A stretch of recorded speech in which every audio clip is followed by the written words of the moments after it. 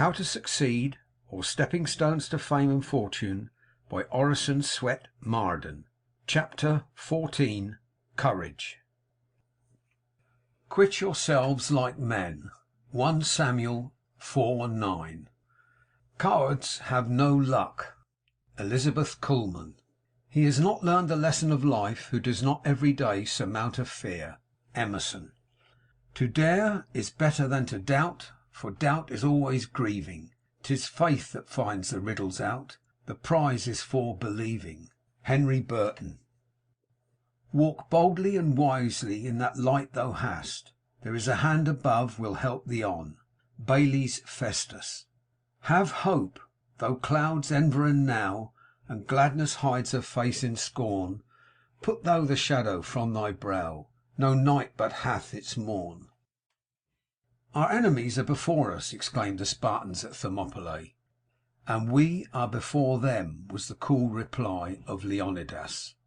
Deliver your arms, came the message from Xerxes. Come and take them, was the answer Leonidas sent back. A Persian soldier said, you will not be able to see the sun for flying javelins and arrows. Then we will fight in the shade, replied a Lacedaemonian. What wonder that a handful of such men checked the march of the greatest host that ever trod the earth. The hero, says Emerson, is the man who is immovably centred. Darius the Great sent ambassadors to the Athenians to demand earth and water, which denoted submission. The Athenians threw them into a ditch and told them there was earth and water enough. Bring back the colours, shouted a captain at the Battle of the Alma, when an ensign maintained his ground in front, although the men were retreating. No, cried the ensign, bring up the men to the colours.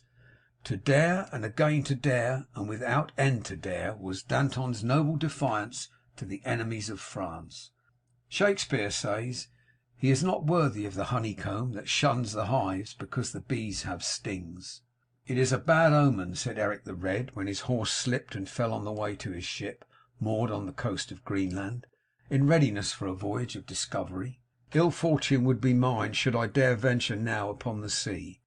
So he returned to his house, but his young son, Leif, decided to go, and with a crew of 35 men sailed southward in search of the unknown shore upon which Captain Bjarni had been driven by a storm while sailing in another Viking ship 2 or 3 years before. The first land that they saw was probably Labrador, a barren, rugged plain. Leif called this country Helluland, or the land of flat stones. Sailing onward many days, he came to a low level coast thickly covered with woods, on account of which he called the country Markland, probably the modern Nova Scotia. Sailing onward, they came to an island which they named Vinland, on account of the abundance of delicious wild grapes in the woods. This was in the year 1000. Here is where the city of Newport, R.I., stands. They spent many months, and then returned to Greenland with their vessel loaded with grapes and strange kinds of wood. The voyage was successful, and no doubt Eric was sorry he had been frightened by the bad omen. Not every vessel that sails from Tashish will bring back the gold of Ophir, but shall it therefore rot in the harbour? No, give it sails to the wind. Men who have dared have moved the world, often before reaching the prime of life. It is astonishing what daring to begin and perseverance have enabled even youths to achieve. Alexander, who ascended the throne at 20, had conquered the whole known world before dying at 33.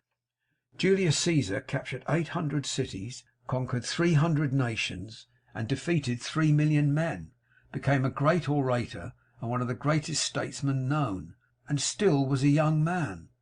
Washington was appointed adjutant general at 19. He was sent at 21 as an ambassador to treat with the French, and won his first battle as a colonel at 22. Lafayette was made a general of the whole French army at 20. Charlemagne was a master of France and Germany at 30. Conde was only 22 when he conquered at Rocroi.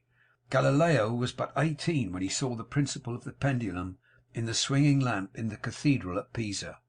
Peel was in Parliament at 21. Gladstone was in Parliament before he was 22, and at 24 he was a Lord of the Treasury. Elizabeth Barrett Browning was proficient in Greek and Latin at 12. De Quincey at 11. Robert Browning wrote at 11 poetry of no mean order. Cowley, who sleeps in Westminster Abbey, published a volume of poems at 15. N.P. Willis won lasting fame as a poet before leaving college. Macaulay was a celebrated author before he was 23. Luther was but 29 when he nailed his famous thesis to the door of the bishop and defied the Pope. Nelson was a lieutenant in the British Navy before he was 20. He was but 47 when he received his death wound at Trafalgar. Charles XII was only 19 when he gained the Battle of Narva. At 36, Cortes was the conqueror of Mexico. At 32, Clive had established the British power in India.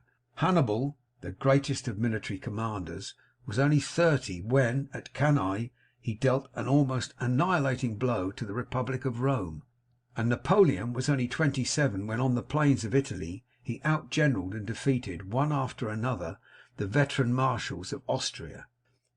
Equal courage and resolution are often shown by men who have passed the allotted time of life. Victor Hugo and Wellington were both in their prime after they had reached the age of 70. George Bancroft wrote some of his best historical work when he was 85. Gladstone ruled England with a strong hand at 84, and was a marvel of literary and scholarly ability. "Your Grace has not the organ of animal courage largely developed," said a phrenologist who was examining Wellington's head. "You are right," replied the Iron Duke, "and but for my sense of duty I should have retreated in my first fight." That first fight on an Indian field was one of the most terrible on record. Grant never knew when he was beaten. When told that he was surrounded by the enemy at Belmont, he quietly replied, "Well, then, we must cut our way out." When General Jackson was a judge and was holding a court in a small settlement, a border ruffian, a murderer and a desperado, came into the courtroom with brutal violence and interrupted the court. The judge ordered him to be arrested. The officer did not dare approach him. "Call a posse," said the judge, "and arrest him." But they also shrank with fear from the ruffian. "Call me, then," said Jackson. "This court is adjourned for 5 minutes." He left the bench, walked straight up to the man, and with his eagle eye actually cowed the ruffian, who dropped his weapons, afterwards saying, "There was something in his eye I could not resist." Lincoln never shrank from espousing an unpopular cause when he believed it to be right. At the time when it almost cost a young lawyer his bread and butter to defend the fugitive slave, and when other lawyers had refused, Lincoln would always plead the cause of the unfortunate whenever an opportunity presented. "Go to Lincoln," people would say when these bounded fugitives were seeking protection. "He's not afraid of any cause if it's right." Abraham Lincoln's boyhood was one long struggle with poverty, with little education and no influential friends. When at last he had begun the practice of law, it required no little daring to cast his fortune with the weaker side in politics, and thus imperil what small reputation he had gained. Only the most sublime moral courage could have sustained him as president to hold his ground against hostile criticism and a long train of disaster, to issue the Emancipation Proclamation, support Grant and Stanton against the clamour of the politicians and the press, and through it all to do the right as God gave him to see the right. Doubt indulged becomes doubt realized. To determine to do anything is half the battle. To think a thing is impossible is to make it so. Courage is victory. Timidity is defeat. Don't waste time dreaming of obstacles you may never encounter, or in crossing bridges you have not reached. Don't fool with the nettle. Grasp with firmness if you would rob it of its sting. To half will and to hang forever in the balance is to lose your grip on life. Execute your resolutions immediately. Thoughts are but dreams till their effects be tried. Does competition trouble you? Work away. What is your competitor but a man? Conquer your place in the world, for all things serve a brave soul. Combat difficulty manfully. Sustain misfortune bravely. Endure poverty nobly. Encounter disappointment courageously. The influence of the brave man is a magnetism which creates an epidemic of noble zeal in all about him. Every day sends to the grave obscure men, who have only remained in obscurity because their timidity has prevented them from making a first effort, and who, if they could have been induced to begin, would in all probability have gone to great lengths in the career of usefulness and fame. No great deed is done, says George Eliot, by falterers who ask for certainty.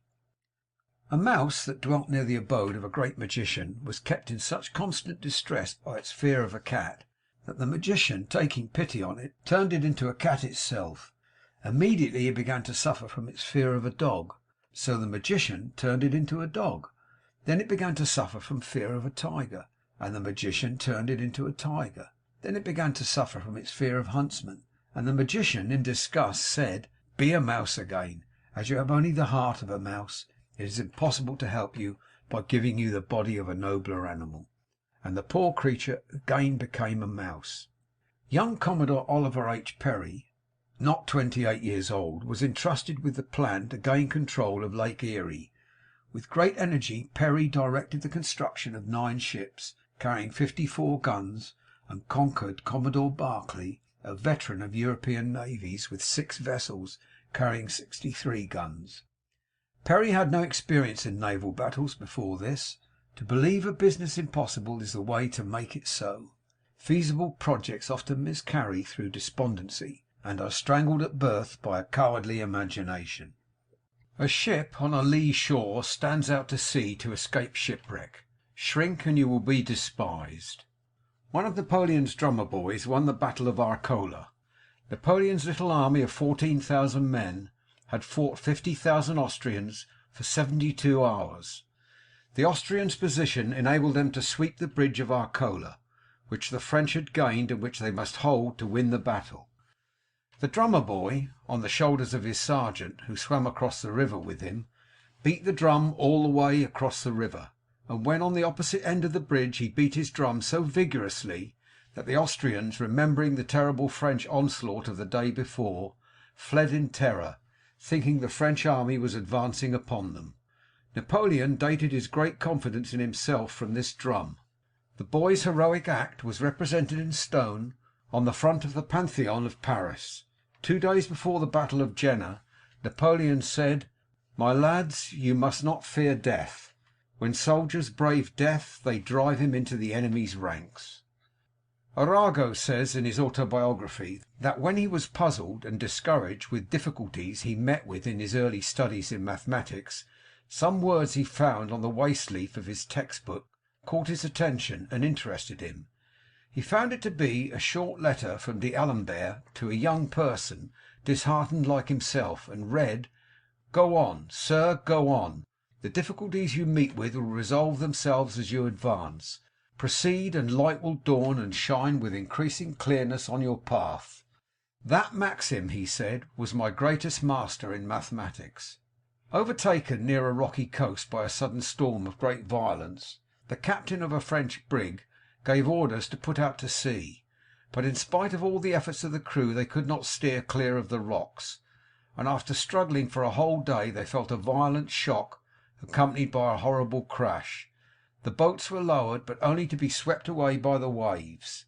As a last resort the captain proposed that some sailors should swim ashore with a rope, but not a man would volunteer. "Captain," said the 12-year-old little cabin boy Jacques timidly, "you don't wish to expose the lives of good sailors like these. It does not matter what becomes of a little cabin boy. Give me a ball of strong string which will unroll as I go on. Fasten one end around my body, and I promise you that within an hour the rope shall be well fastened to the shore, or I will perish in the attempt." Before anyone could stop him, he leapt overboard. His head was soon seen like a black point rising above the waves, and then it disappeared in the distance and mist, and but for the occasional pull upon the ball of cord, all would have thought him dead. At length it fell as if slackened, and the sailors looked at one another in silence, when a quick violent pull, followed by a second and a third, told that Jacques had reached the shore. A strong rope was fastened to the cord and pulled to the shore, and by its aid many of the sailors were rescued. In 1833 Miss Prudence Crandall, a Quaker schoolmistress of Canterbury, Con, opened her school to negro children as well as to whites. The whole place was thrown into an uproar. Town meetings were called to denounce her. The most vindictive and inhuman measures were taken to isolate the school from the support of the townspeople. Stores and churches were closed against teacher and pupils. Public conveyances were denied them. Physicians would not attend them. Miss Crandall's own friends dared not visit her. The house was assailed with rotten eggs and stones, and finally set on fire. Yet the cause was righteous, and the opposition proved vain and fruitless. Public opinion is often radically wrong. Staunch old Admiral Farragut, he of the true heart and the iron will, said to another officer of the navy, Dupont, do you know why you didn't get into Charleston with your ironclads? Oh, was it because the channel was so crooked? No, Dupont, it was not that. Well, the rebel fire was perfectly horrible. Yes, but it wasn't that. Well, what was it then? It was because you didn't believe you could go in. I have tried Lord Howe on most important occasions. He never asked me how he was to execute any service entrusted to his charge, but always went straight forward and did it. So answered Sir Edward Hawke, when his appointment of Howe for some peculiarly responsible duty was criticised on the ground that Howe was the junior admiral in the fleet. There is a tradition among the Indians that Manitou was travelling in the invisible world, and came upon a hedge of thorns, then saw wild beasts glare upon him from the thicket, and after a while stood before an impassable river. As he determined to proceed, the thorns turned out phantoms, the wild beasts powerless ghosts, and the river only a shadow. When we march on, obstacles disappear. Many distinguished foreign and American statesmen were present at a fashionable dinner party where wine was freely poured, but Schuyler Colfax, then Vice President of the United States, declined to drink from the proffered cup. Colfax does not drink, sneered a senator who had already taken too much. You are right, said the Vice President. I dare not. A Western party recently invited the surviving Union and Confederate officers to give account of the bravest act observed by each during the Civil War.